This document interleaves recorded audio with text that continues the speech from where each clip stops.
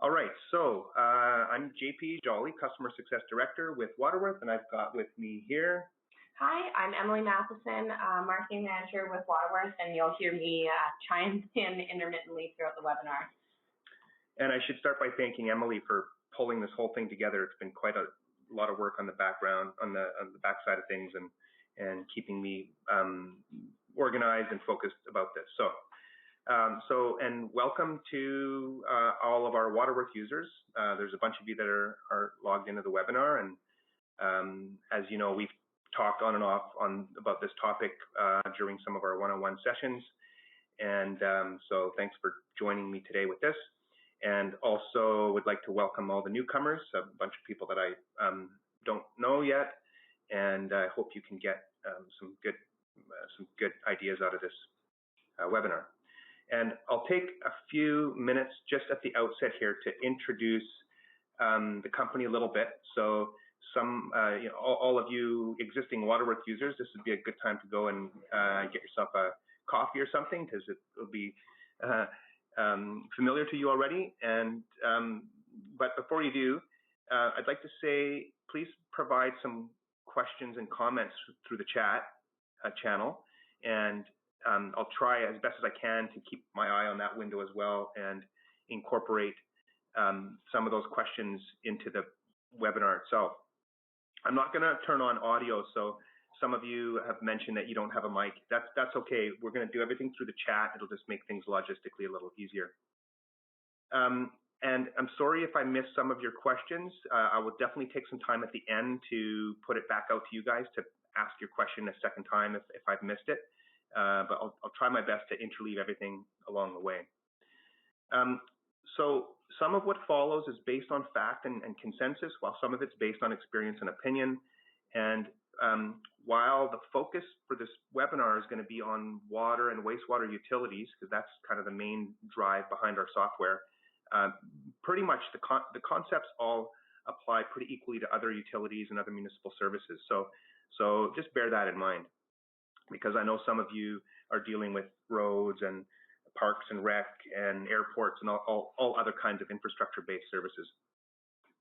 And we welcome all viewpoints on these topics, and in the interest of developing a sound and widely accepted consensus, please email us your comments and your views, and we'll do our best to incorporate those into the next revision of the document that this webinar is based on. All of you out there who are existing Waterworth customers should have received a copy, first draft of that document, and we hope to keep it up to date and send it out to you again once we've got a new revision. We've been consultants I've been doing this since about 2005, and our company did a lot of consulting in the area of water conservation, financial modeling and rate setting, and communications, how to take a lot of the learning that comes out of the analysis back out to the elected officials and the public. And we've experienced over the years that there's a lot of challenges that are facing the financial management of infrastructure. We know that if you undercharge for water services, they eventually fail and they can create some complications for you. And on the other hand, if you're overcharging or you're seen to be overcharging, you might face some backlash from what we affectionately call the angry mob. So we know that things are complicated, particularly in the water services and wastewater services side of things, although I'm sure there's equal complexity in other services that are funded through the general fund. And we know there's a lot to deal with, and we know that a lot of communities, because it's complex, just kick it down the road, and this can lead to chronic underfunding, and we've seen this across North America, and some of you are probably nodding your heads right now about that. So we set out to make a difference, and we did that by trying to bring our consulting know-how to our customer base. A lot of that know-how was, implemented in Excel workbooks, and we were very loath to share our workbooks with our customers, and any of you who you work with Excel, many of you do, I'm sure, you know that it's kind of dangerous to share Excel workbooks with other people. They're brittle and they break. So what we did is we put our software all of our know-how online in a tool that you log in, just like you do with Netflix or your banking or any of the other dozens of online sites you use every day. So you log in and you get access to all of that know-how that we talked about. And there's three main components to our tool. There's the financial modeling, which we'll dive into a little bit today, just to give you examples of how cash reserve policy development can work using a tool like a financial model. And we've got some other tools in Waterworth as well. And you'll know that what we're really about at the end of the day is making nice graphs and pictures and telling a story and facilitating good conversation between you and your elected officials and ultimately the public. And Waterworth is easy to use. It's got lots of functionality, and the best part of it is that it comes with abundant support. So we spend a lot of time helping our customer base, having one-on-one sessions and helping them have these conversations with their elected officials. And Emily, how widespread is Waterworth in use today? Well, across Canada and the U.S., I know we've got people from both countries on the line right now, so thanks for joining us. So we're across 5 different provinces and about 22 states. I think we might actually even have a couple more now that's on there. And right now, if you're in California or you're in New Mexico, you might be getting me calling you over the next couple of days here, Idaho as well. So, we're rapidly expanding across both Canada and the States, and happy to be helping especially smaller communities who don't typically have access to the same financial management resources as larger centers with more staff and funding might. Okay, great. So this is the cover page of the white paper that we wrote, which is accessible on our website, Developing Cash Reserve Policies, and that's what we're going to get into today. Thanks for being patient with this fairly long introduction, but I think it was worthwhile to give everybody a sense as to what Waterworth is about. All right. So I'm going to start by giving a little bit of background and some context around what led up to writing this white paper in the first place. And then we'll dive right into talking about what I've identified as being the 8 different kinds of cash reserves that we can talk about. And I'll go through a little bit of how to pull it all together. And we'll take you through an example using Waterworth. So I'll log into our tool and I'll just drill specifically into where we look at and focus on cash reserves in the tool and how that kind of fits in together with a full financial model. So, we know that there's a lot of pressure on many of you, particularly in the areas of the water and wastewater utilities, where you're expected to provide a high degree of quality and service with little or no margin for error. And you're doing that despite all of this aging infrastructure. And whereas where you're dealing with, let's say, sidewalks, okay, well, you can do with having cracks in your sidewalks. People might complain, but there's a bit more flexibility and wiggle room there for you, maybe with roads as well. But when you're dealing with water and wastewater, the margin for error is pretty small. And we know that just from what we've seen in the news lately, things can go badly, and when they do, they can go really, really badly. So a lot of pressure on you guys. And meanwhile, the status quo has been that a lot of communities work in organizational silos. So the engineers don't often talk with the finance people, who don't talk with the planning people, and or if there is, the talk is minimal, and there's just not necessarily a good team cohesion there. And so the different disciplines don't get a chance to synergize and collaborate together. And on top of that, so many local governments don't look much past 3 or maybe 5 years, and for some of this stuff, you really have to look much longer than that, 10, maybe even 20. And we try to encourage you to look 25 years out and see the far distant future and help you plan for that long distance. And then the other thing that's happened time and again is this political interference, which comes in many forms. Some of it in the form of where if you do have cash reserves hanging around that you believe to have a purpose, politicians can sometimes come along and scoop it up for other purposes. Or just in general, with the lack of good conversation and clarity, politicians can sometimes find it difficult to make the decisions they need to, because they just don't see the picture and they don't see what the story is behind things. So with all these things put together, we know that there's been challenges, but we also know that developing and having cash reserve policies is a time-tested mitigation strategy that demonstrates a willingness to be prudent stewards of the systems that serve your community. So very worthwhile going into this, and that's why a bunch of you are all logged into this webinar today. So I'm going to talk about two kinds of cash reserve. So there's the operation side and the capital side. Okay, so that's just categorizing the kinds of expenses that you would use that money for.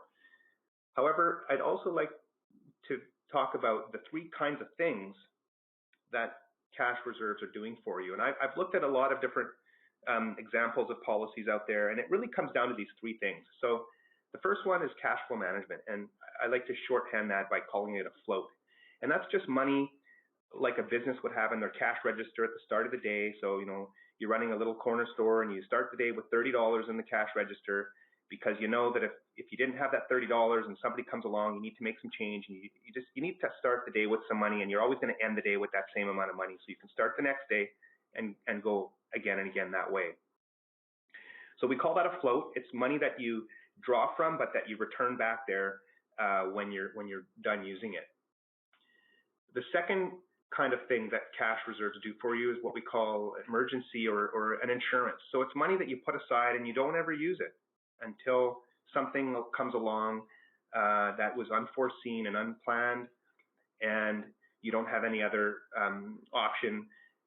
Maybe you can run to the bank and borrow some money to deal with it, but maybe you can't, and maybe that's even not a good option for you. So having some insurance money hanging around, a safety net, is a reason for having some cash reserves. And then the last thing is saving up for something big. So, and this may be the case in many of the different municipal services, but particularly in water and wastewater, sometimes there's that big, huge treatment plant that needs to be rebuilt or expanded. And that might be 10, 20 years, maybe even 30 years away. And that's a long, long time frame. And rarely do we see politicians even thinking that far ahead. But with some foresight and some planning, you can choose to save up for something like that. Maybe not for the entire cost, but maybe for some of it. And that way, you can know that when you get to that point 30 years away, you're not going to be facing the need to borrow the entire amount or rely on grants, or else you can't build the thing, that sort of thing. I'm just going to chime in here. We had a question sent in before the webinar that ties to this. The question was about establishing an annual amount that should be used for replacing water and sewer capital assets. So what annual amount can we be setting to replace these assets, and how can we tie this to annual depreciation, or is there another method that we should be tying this amount to? Yeah, okay, that's a good question. So I would talk about that as being a reinvestment budget. So that's something that's distinctly different from reserves, but it is something that's important. And I might point it out a little bit later when we're doing the example in the financial model. But we do have a white paper on that as well, called Funding Infrastructure into the Future. That's also available on our website, and we'll probably do a webinar about that down the road, Emily? Yeah, for sure. You'll all receive a survey email after this webinar.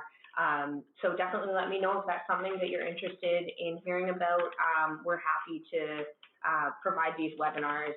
They're a great chance to connect. So if you're interested in hearing more about future capital reinvestment budgets, how to calculate that, definitely let me know through that survey email, and check out the Funding Infrastructure Renewal white paper. Okay, so we're going to come back to these three things: the float, the insurance, and saving up. Let's move on. Okay, so a few things to consider at the outset. When you're having to replace infrastructure, you got to think about cash or debt. And of course, there's also perhaps the option of having some grant funding, but leaving that aside, do you pay it for your capital with cash, or debt, or a combination of the two. And some communities like to do everything in cash. They don't like to carry any debt at all, in which case they'll tend to need more capital reserves because they're relying on there being, millions of dollars available to buy stuff, whereas communities that regularly use debt to finance big projects will carry much less cash reserves. So that's something to keep in mind. And that leads to the idea of this intergenerational equity, which is a whole other topic that is something that I've been thinking about writing a white paper about. And I do point that out in this white paper that we're talking about now. And that has to do with the idea that when you do build up cash to pay for things in the future, it's the current ratepayers that are contributing towards that future replacement. Whereas when you use debt to buy something big, then it's the future generations that are contributing towards the costs of the expenditure. And now, there's no right answer here. There's no whether using cash or debt is the right thing. But in terms of intergenerational equity, if you go from being a cash-only organization to shifting towards a debt-only organization, then what you're doing is you're shifting a pretty large part of the burden to future generations. And if it's the opposite, if you've been a debt-focused organization for a long time and you suddenly decide you want to become fully a cash organization, then you're now shifting the burden to the current generation. So it's a bit of a complex topic, and stay tuned. I'm going to think really deeply about that and write some of my thoughts and ideas about it, and you'll be hearing from us later on about how to have that conversation with your council and your ratepayers. But just keep that in mind. Now, just another quick question that we received before, I think relates to this. Are there any legal concerns in building up cash reserves? So that's a good question, and we're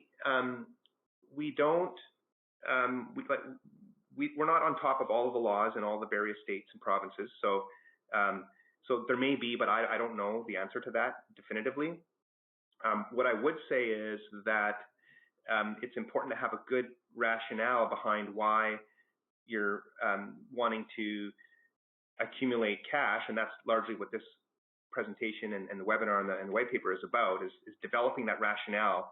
And if it's a good rationale, then I would tend to think that legally it would hold up, especially since there have been really serious problems in some communities around North America where things have gone really sideways, like Flint, Michigan, for example.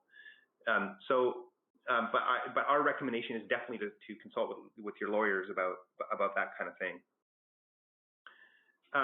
But besides the legal aspect, I think another important thing to decide between cash and debt is that if you think you're going to rely on debt and you look out 20, 30 years, you might discover that you might become over leveraged with all the work that you need to do in the next 10 or 20, 30 years and run out of the ability to borrow further. So that's not necessarily a legal matter, but that can put you in a situation where you've run out of debt room, and so then you'll be forced to rely on cash. So it's probably a good idea to really look far into the future and decide how you're going to balance the use of debt and cash. And of course, consult with your lawyers about what you're doing. So now some of your cash reserves will be restricted and some will be unrestricted. So that's another thing to bear in mind. Of course, you all know that the unrestricted kind give you the more flexibility to use those, whereas the restricted kinds are often restricted because of, for example, if you're needing to set up a debt coverage reserve, some loan covenants will require you to put some money aside, and that money is restricted. You're not really allowed to use it for anything except to pay off that debt. There may be some bond or insurance requirements that cause you to need to put some money aside. System size is an issue. So smaller utilities typically don't gain the same benefits from the economies of scale the way larger ones do. And so proportionately, they may need to accumulate more cash reserves than larger systems. System age, as we'll see, plays a factor. So if you've got a fairly old system and you've not really kept up with its replacement, then you're running the risk of all of a sudden having a whole bunch of work to do as your system starts to fall apart. And that can be the cause to justify the need to keep some cash around just in case that happens.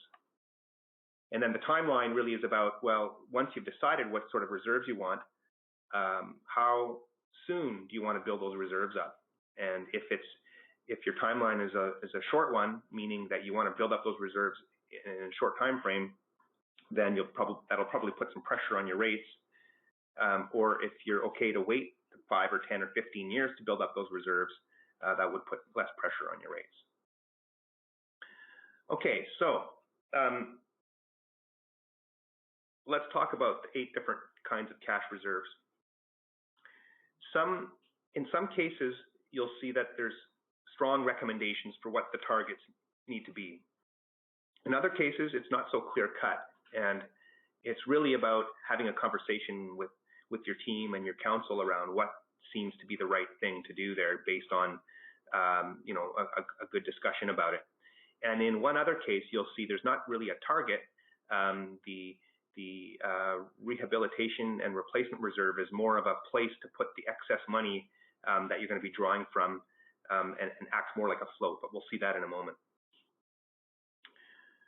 Okay, working capital. So that's the first one.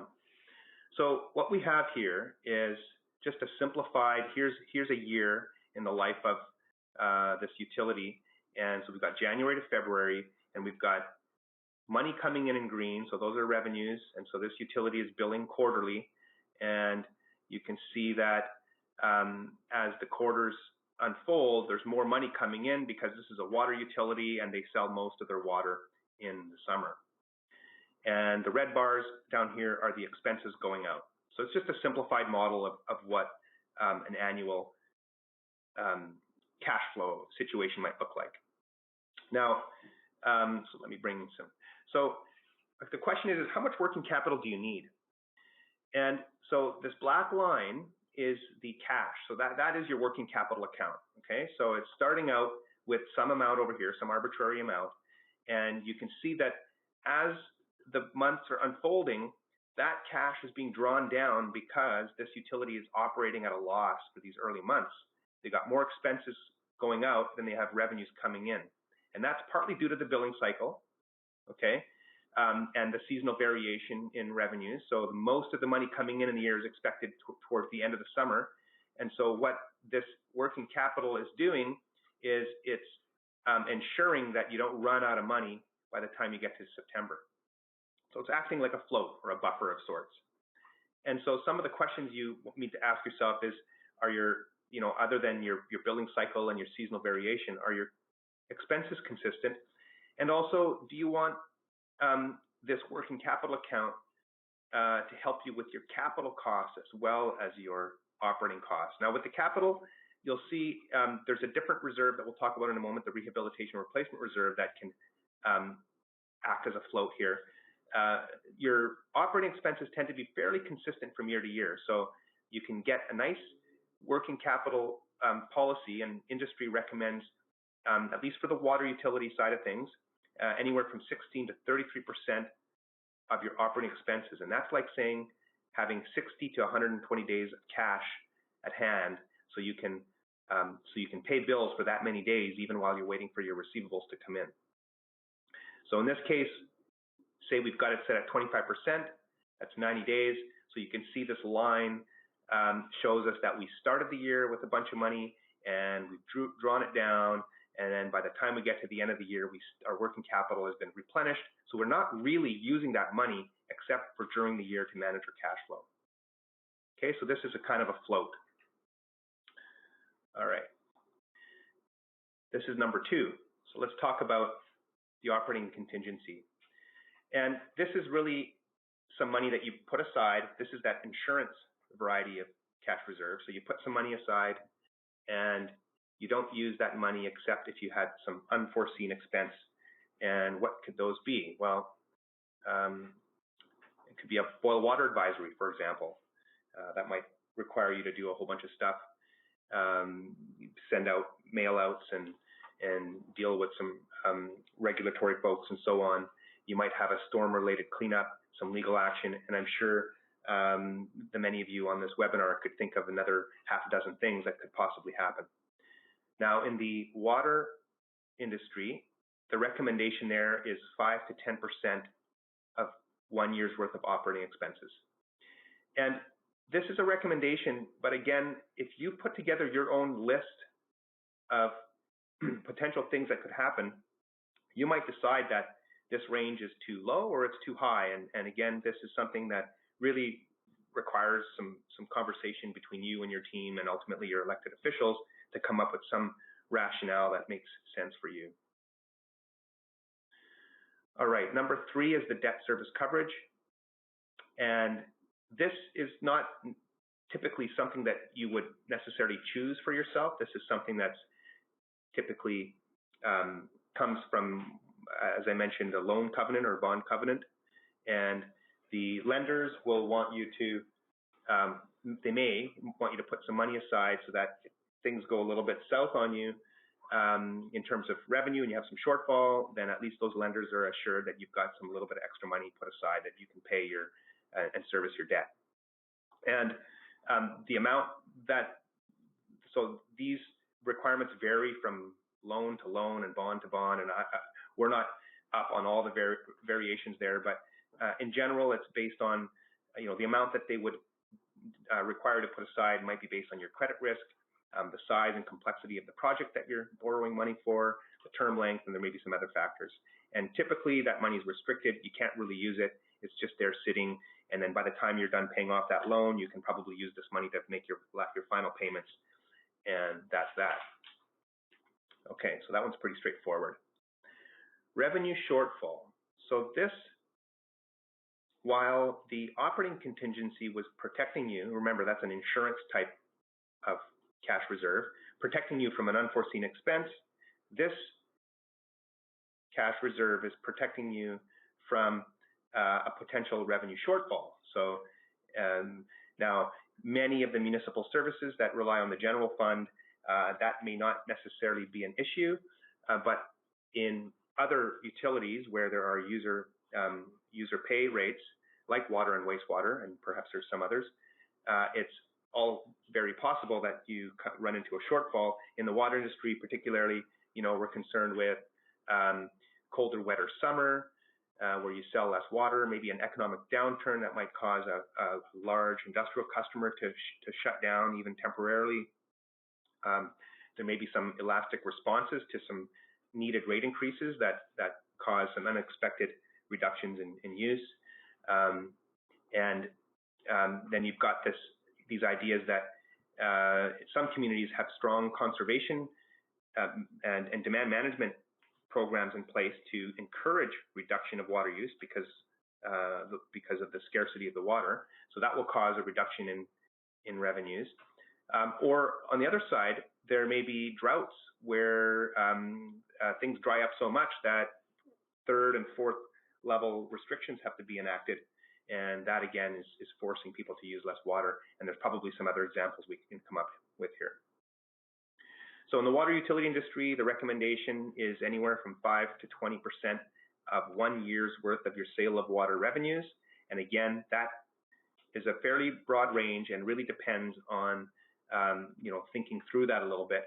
And it depends a lot on how volatile your revenues really are. So if I look at this example, this graph gives me an example of the revenues being generated by these 6 different customer classes. So this is water utility, for example. So we've got residential revenues. So here's some fixed revenues. So that's coming from base fees. So that's amounts that are paid regardless of how much water use there is. And then here's some variable revenues. And so the more that the residential sector uses, the more they pay. So this one here kind of varies up and down. You might say a good portion of this is as good as fixed because people aren't going to use zero water. So this portion here might be as good as fixed, but this little bit at the top here might vary. And you might have that same effect depending on which sector it is. In the agricultural sector, that range may be quite large, because if you happen to have a wet summer, then these customers may not buy nearly as much water as they usually do. And then that same effect could potentially happen in the industrial sector. So this is really up to you to analyze your source of revenues and the volatility of your rates and decide how much protection you're going to want for that. And I also just wanted to mention on that note that we've got a quick read little blog post here on how increasing your fixed revenue doesn't make you a bad person. So this can help address some of those revenue volatility issues. You can find that on our website under blog. It's one of the first ones written, so go to the very bottom there. And if you have any thoughts about this, feel free to hit us with an email about it. Okay. I think this blog also combines the notion, both the notion of increasing fixed revenues and developing a revenue shortfall reserve, to the two of those things kind of helping you to manage that revenue expectation. Okay, let's move to emergency capital. So now things may rarely be this bad, but things do happen on the capital side. And so this is cash reserve number 5. And this is, again, of the insurance variety. So this is thinking about putting money aside so that when something like this or similar to this happens, you have that safety net, that money that's been put aside that lets you go and draw from that and not have to go frantically to the bank to borrow money to deal with things. So one of the sources of these emergencies, for example, are infrastructure backlog. So this is a chart that represents an asset replacement schedule. So this is a 100-year time frame, and every one of these little bars represents some, at least on paper, some timeline for when infrastructure needs to be replaced. So the blue bars that are kind of spanning all along here, those are pipes. Okay, so all along the 100-year period, pipes need to be replaced routinely and frequently.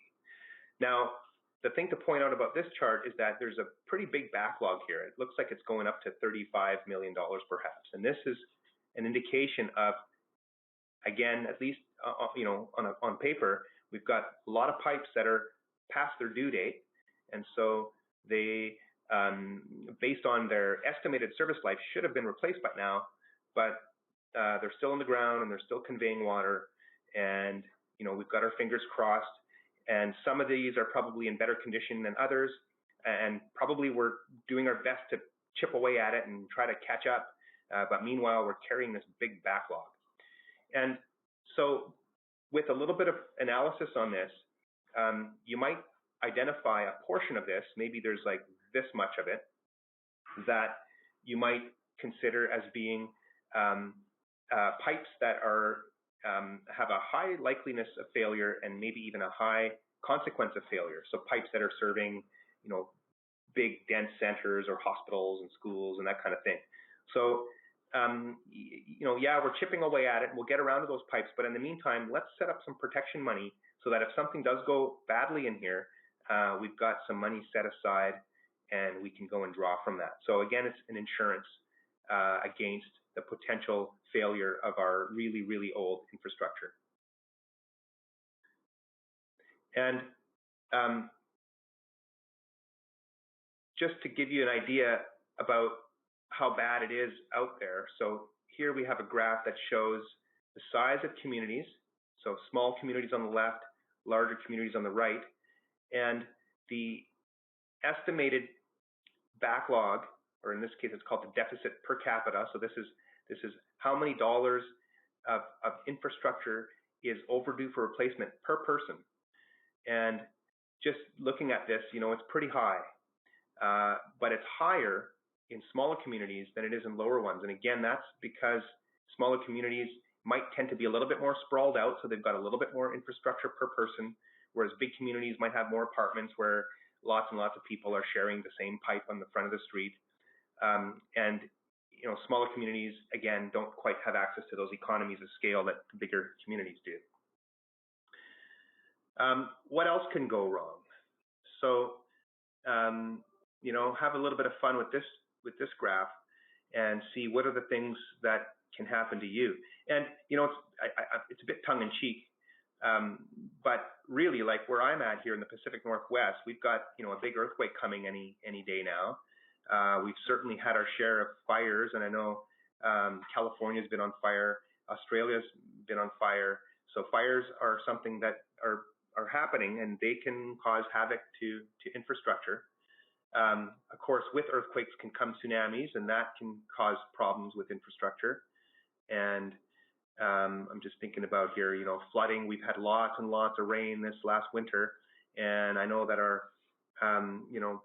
lots and lots of homes are getting flooded out, and that can potentially cause problems with some infrastructure as well. So even just having a conversation about the kinds of calamity that can happen in the specific areas that you live in, and what is vulnerable. Some of you live in the Midwest, where tornadoes may be an issue, and you may have water towers, and it might be a rare occurrence, but it could happen. And is that something that would be good to have some money set aside in case it does, or are you just as happy to just go to the bank and borrow some money in the event that something bad happens? So that's all about emergency capital, having some insurance, that you've got some money set aside, and to deal with something big that might happen to you. Another example, which is not really an emergency, but every so often, as you know, new regulations come out and they suddenly require you to do a whole bunch of stuff that you didn't plan for. And I know I've talked to some of our customers about this, and they are quite happy to keep some money aside just because they know that this kind of thing does happen, and having $1 million or $2 million set aside to help with regulatory requirements can be a useful thing too. So these, on the emergency capital side of things, there's no real strong empirical recommendations for what to do, like we talked about with the operating contingency and the revenue shortfall and so on. This is really the toughest part about all these cash reserves, and it really requires you to have a good, deep conversation with everyone and just think realistically what could happen and how much money would it take to keep everybody comfortable and sleeping at night through that. All right. Let's move on to this other one, rehabilitation and replacement. So remember the working capital slides we looked at earlier? Okay, so that was January to December. And the whole point of the working capital was, I'll draw a line right through there, was to make sure that you started the year with the same amount of money, and then you end the year with that same amount of money. So you're not really using that money. You're using it, but you're replenishing it. Okay, and it's making sure that you don't run out of money during the course of the year. So operating at a loss in the early part of the year, and then operating on the positive side later on to replenish that money. So that's what we call a float, and that was the working capital.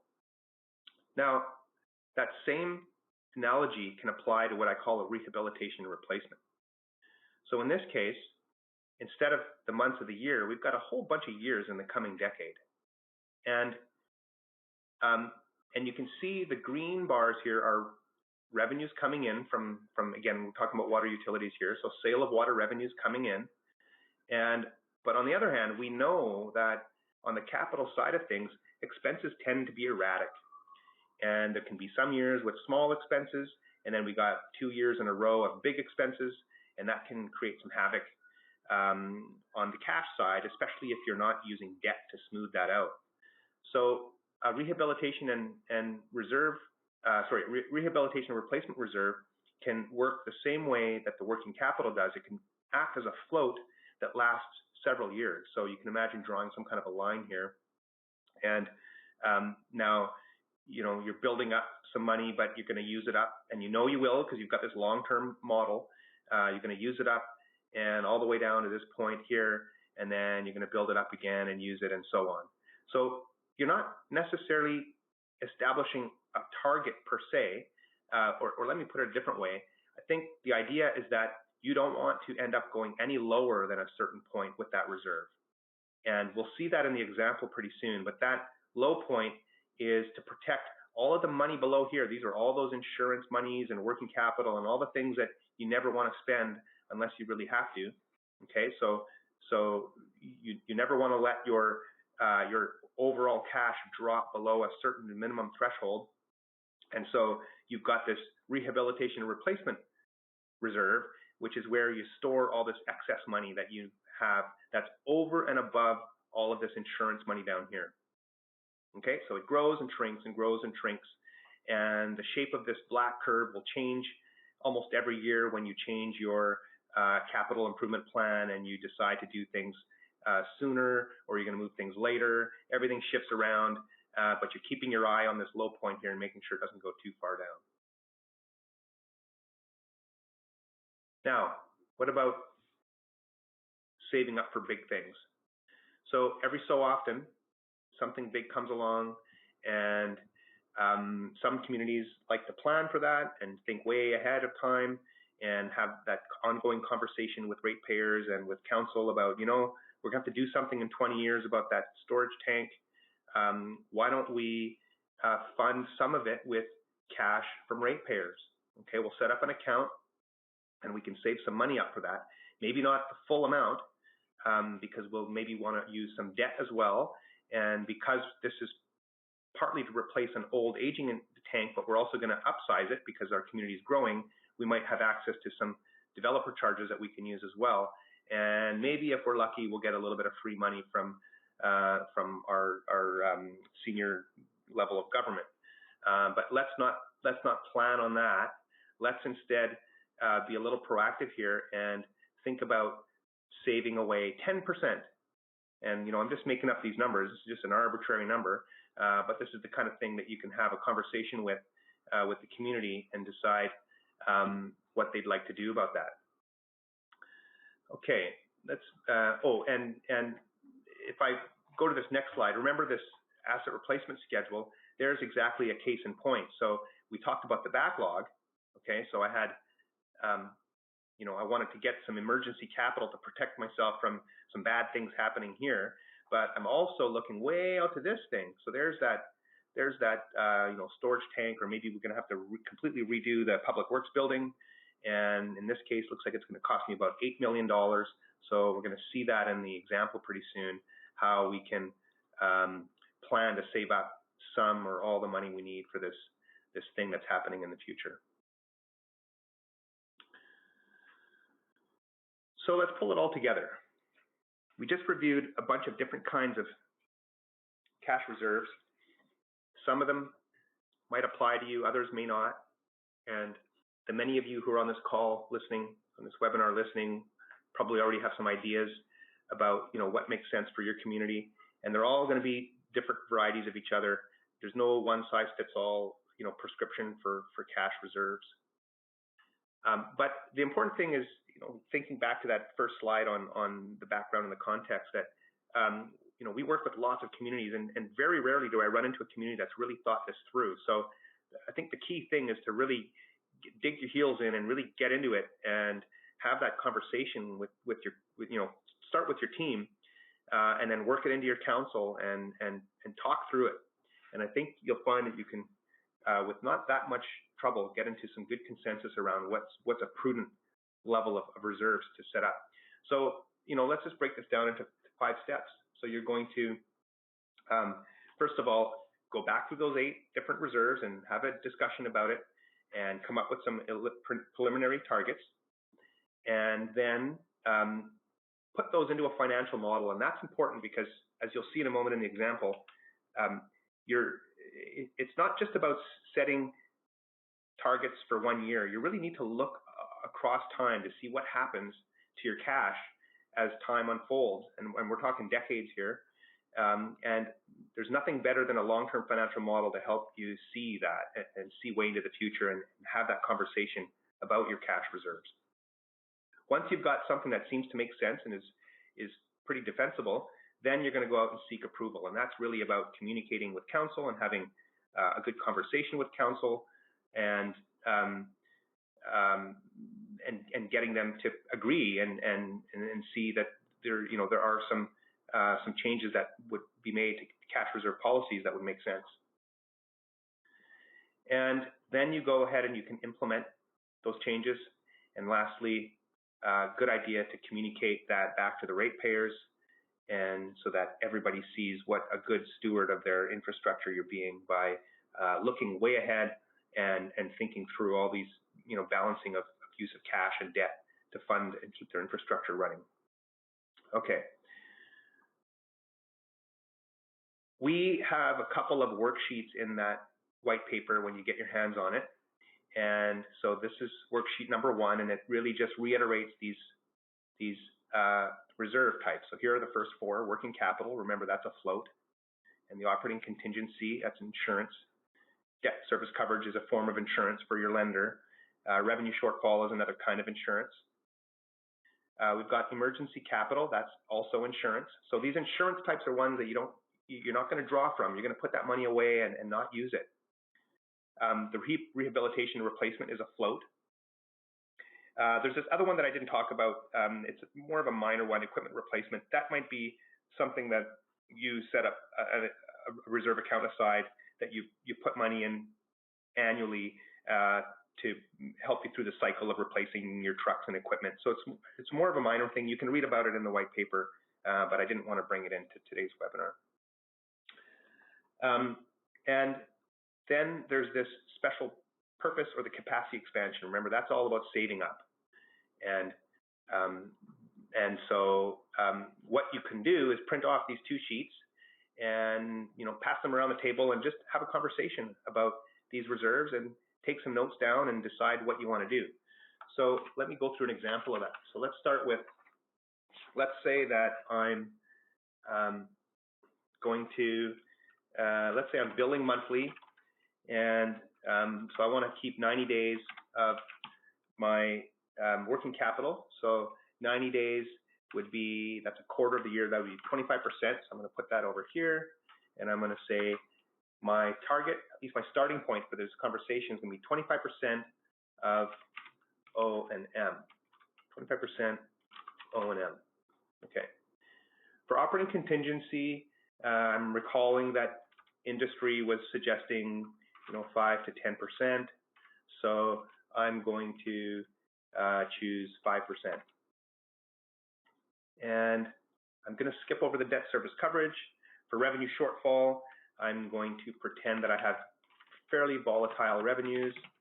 And so because I have a high variable rate and a low base rate, and I have seen big swings in revenues lately with the climate being a bit wonky in the area that I live in, and I know that industry has recommended 5 to 20% here. So for this one, I'm going to choose 10%. Okay. Let's go to the next page. And in this case, I have, I know that the value of my infrastructure is estimated to be $300 million. And I've got this high backlog. Remember, we looked at it, we saw it was about 35 million. Okay, so I could say that about 10% of my infrastructure is already overdue for replacement. And I'm already carrying lots of debt. So I want to protect myself from some of that $35 million deteriorating on me and causing some sudden replacements and construction and so on. So I'm going to set a policy that pegs my emergency capital reserve at 3% of the value of my infrastructure. So in the early days, that'll be $9 million. So that's just simply 3% of 300 million.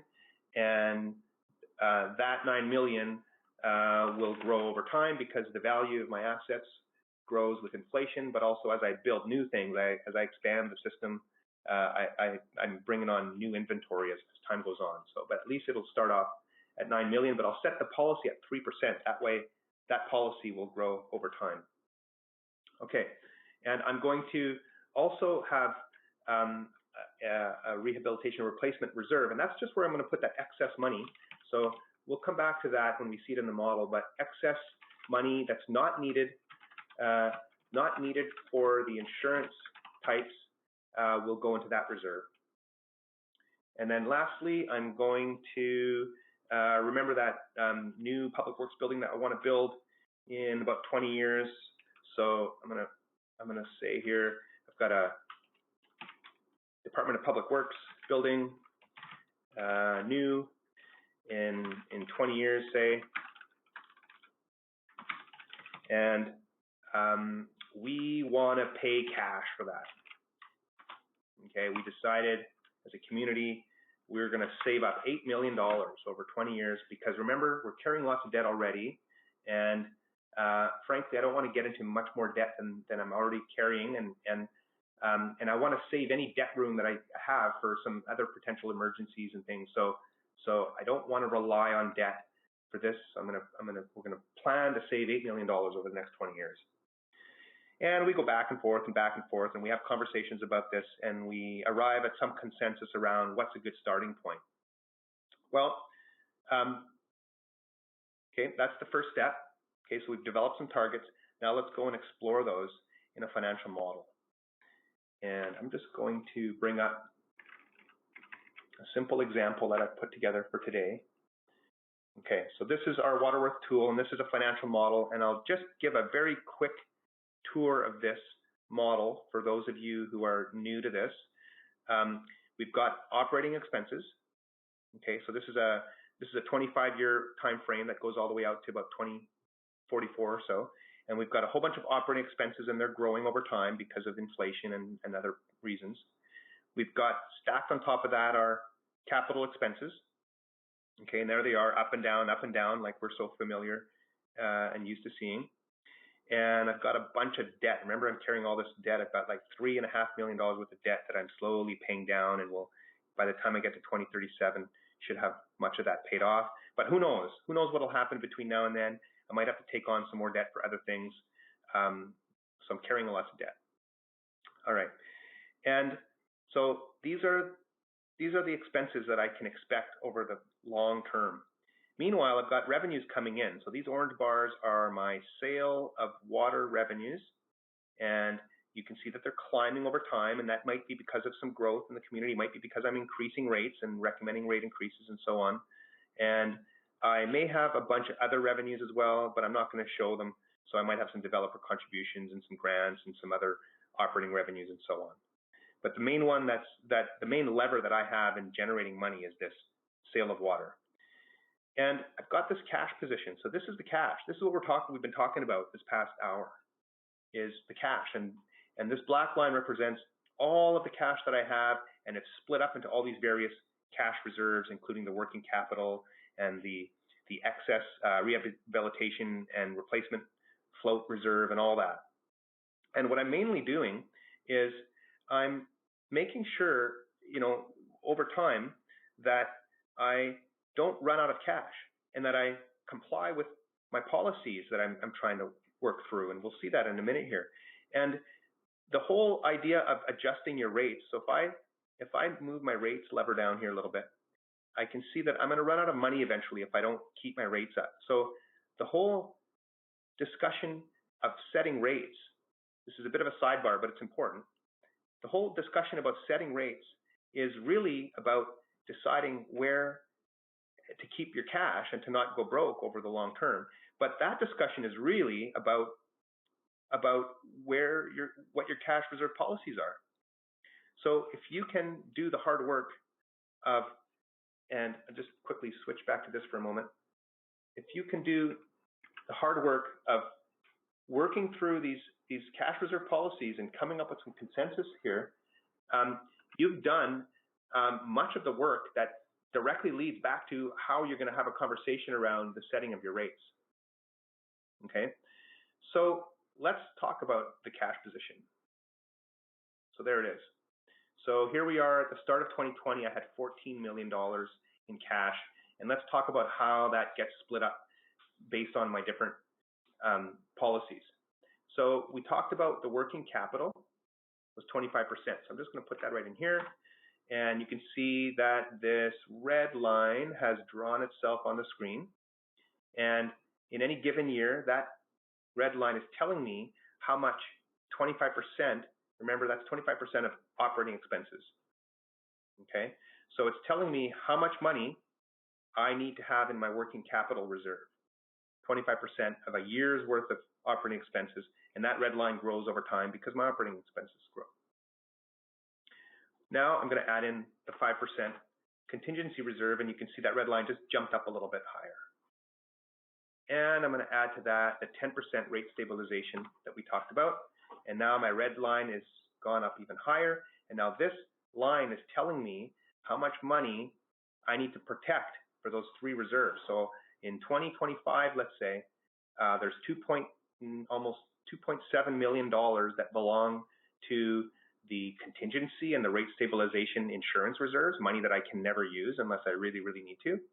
And the rest of it belongs to the working capital that I will draw down during the course of the year, but I'll replenish it so that in any given start of the year, I'll always start off with that same amount. So this is really money that I can never plan to use this money. Okay, now on top of that, I'm going to add this capital reserve, and we talked about 3%. And now you can see there's a black line that's drawn on the screen, and that represents my new cash position, meaning that this is what I'm aiming my cash to never go below, because I want to have a 3% emergency capital reserve. Okay, so 3% of the replacement value of my assets is exactly the amount that's drawn between these two lines. If I take away the cash position for a moment, this distance here, okay, from here to there is 3%. And over here, this distance over here between the red and black is 3%. So this black line is telling me that if I really truly have this policy where I'm going to protect 3% of the value of my assets and put that away and never use that money unless I really have to, then I must never let my cash go below this black dotted line. So let's go and turn that black dotted line back, or the cash position back on. And I can see that in some cases I'm violating my policy a little bit. And maybe it's not a big deal. Maybe we can live with that. But if we really have this policy and we really mean it, then we're not complying, and that means we'd have to raise our rates. And so I could do that. I could come in here and bump my rates up and play around with that and ask council for more rate increases, or we can go back to the drawing board, and maybe 3% was too high. Maybe we're okay with just having a 2% capital reserve, and that will bring my black dotted line down. Okay, so now we're at 2% here, and now you can see that in no place along the time here am I using up my emergency capital reserves or my operating reserves. Okay, so the excess money, this money between here and here, that's just going into my rehabilitation and replacement reserve. So that reserve is just absorbing excess money when I have lots of it, and then I'm drawing down from it when I have a little bit more expenses. Some years there's some deficits, and drawing from it, and then bringing it back, and then drawing from it, and so on. And it wavers up and down just like our working capital does during the year. But I'm never using up my protected monies here and here. Okay, and the last thing that I'd like to show you is... I'm just going to jump in here real quick and just say, realize that we've hit the hour mark. We're just going to keep going. So definitely stay on if you've got the time. We are nearing the end. So just want to say we realize that we're at the hour mark. If for some reason you have to jump off, we'll make sure that we get you the rest of the webinar so that you can view it on your own time. But yeah, hang in there if you got the time. Throw your questions in the chat. If you need to jump off, we'll make sure we answer them. Okay, so yeah, just to close this off here, let's go into, I'm going to go into my capital reserve, and remember there's that public works building that I want to build in 2040 or so. So I know that this 10 million here, that represents the 3% of the replacement value of my assets, so I can't use that money, but I'm going to add an extra $8 million to that. And you'll see what happens is that then causes this target to jump up over here, giving me something that I can have a conversation about with my council and say, you know, we talked about saving up for that public works building. By the time we get to 2040, if all these other things are happening, we're going to be short a little bit. So maybe a tiny little extra increase to rates would help to bump that up. And then maybe that went too far, but you can see how you can play around with the model and decide if a few little increases today will help you reach that saving up for that big project, you know, a capacity expansion or a new project reserve. Okay, covered lots of stuff here. Let me just get back to, okay. So you've done some modeling, you've gone back and forth a few times. Now you're going to go seek approval, and you may still have to go back around a few times with your council, but ultimately you should be able to get some consensus around some good, solid reserve policies. And at that point, the hard work's been done, and your bonus is that having conversations about rate increases should be far easier at that point as well. So a few things you're going to want to consider in terms of implementation, whether you'll be pooling some of those targets together. So what that means is if you needed some money for working capital and for operating contingency and for revenue shortfall, rather than having a bunch of separate accounts and separate reserve funds, you might choose to pool or reuse some of your revenue shortfall reserve also as an operating contingency reserve.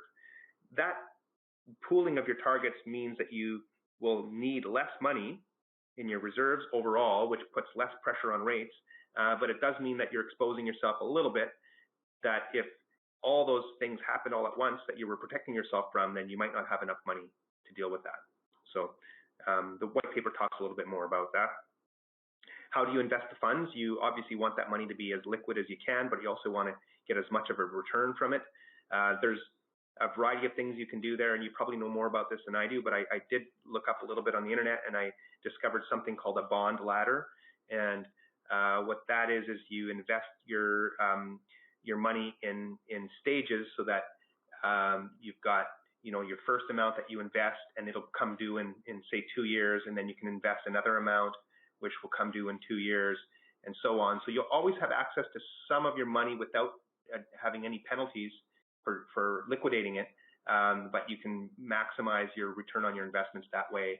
You can read more about that on the internet. And then lastly, you should ask yourself, if you want to develop, you know, all this work that you've done, if you want to develop formal policies and enshrine them in a resolution or a bylaw and have council approve them and go that far with it, or if you're okay with just having informal policies that people agree to and that you do your best to meet. Obviously, if you go that more informal route, you have more flexibility. If you formalize things and enshrine them and institutionalize your reserves, then you're a little bit probably more held to account for complying with those reserves. So something else to think about. I'm just going to jump in here again. So your whole intention here with building cash reserves is to take a proactive approach to funding and maintaining your water systems. And you know, once you've done that and developed these policies, you're going to be tasked with the job of communicating them. And we suggest that you also take that same proactive approach and attitude towards your communications. I won't get into it too much here, but I just wanted to point you towards a couple resources to help you when you're thinking about proactively approaching your communications, both with your elected officials, but also with your ratepayers. So on our blog, we've got a few posts on this that are all pretty quick reads that touch on a couple different topics. And also we've developed a communications guide, a white paper on this. So we don't have it readily available on our website right now, but if you do email us, I would be happy to share that with you. And also if you would be interested in hearing another webinar about communications, we can definitely host that for you. I definitely welcome that feedback. So that's just another topic that we've developed some thought on. Yeah, and there's also another blog that gets a little bit more into that first thing I talked about, which was the context and the background to why this is important, and what has led us today to see so many communities and such a huge infrastructure deficit over time. Okay, so this is the front page of the document. So get your hands on it if you don't already, and you'll see at the back there's a bunch of references that point to a bunch of other good reading on the topic, including some examples of some actual policies that have been written, and you should be able to get some good information out of that. And there's tons and tons more on the internet. Just got to Google cash reserve policies, and you'll get plenty. By the way, we're happy to talk to you directly by phone, whether or not you're a Waterworth customer. Give us a call. Thanks, goes out to all of you Waterworth customers that joined us today. And of course, we're going to talk about these things again next time we meet with some of our ongoing meetings. And any of you newcomers to this, if you're interested to learn more, please follow up with Emily. And please remember that these concepts, even though I was talking about water utilities, they do apply to other municipal services, the same kind of line of thinking. And please send me comments by email, any new ideas you have that aren't in the white paper, and we'd be very happy to incorporate any other thoughts and ideas into the next revision of the white paper. So thanks again, everyone, and we'll catch you at the next webinar. Have a good day.